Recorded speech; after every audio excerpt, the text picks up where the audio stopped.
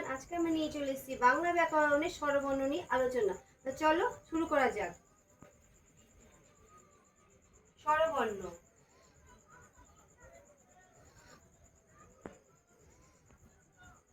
প্রথমেই বলি স্বরবর্ণ কাকে বলে। স্বরধ্বনি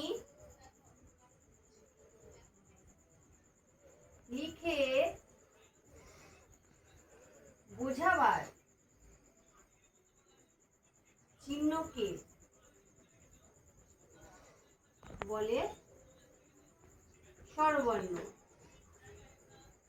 এই স্বরবর্ণের সংখ্যা হলো 7টি।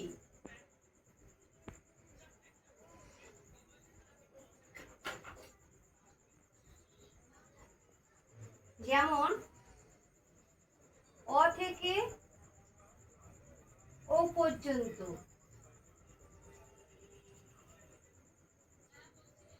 স্বরবর্ণ আবার 3 প্রকার। কি কি?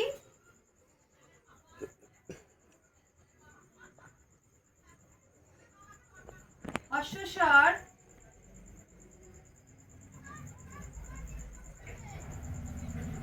দীর্ঘস্বর, যৌগিক স্বর।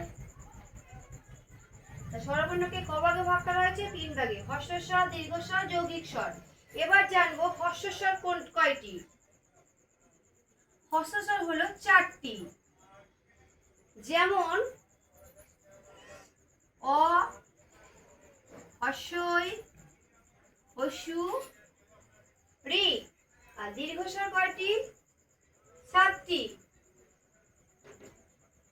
যেমন আ, দীর্ঘই, দীর্ঘ, এ, ওই, ও, ঔ। আর যৌগিক স্বর 2টি স্বরধ্বনি যুক্ত হয়ে গঠিত হয় যৌগিক স্বর। তাহলে কি বললাম? যৌগিক স্বর 2টি স্বরধ্বনি যুক্ত হয়ে গঠিত হয় যৌগিক স্বর। যেমন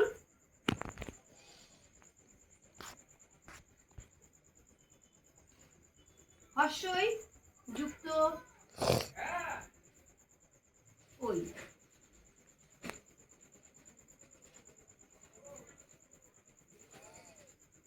ও যুক্ত হর্ষই, ওই, ও যুক্ত হস্যু, ও। এই হলো স্বরবর্ণের সম্বন্ধে কিছু ইনফরমেশন।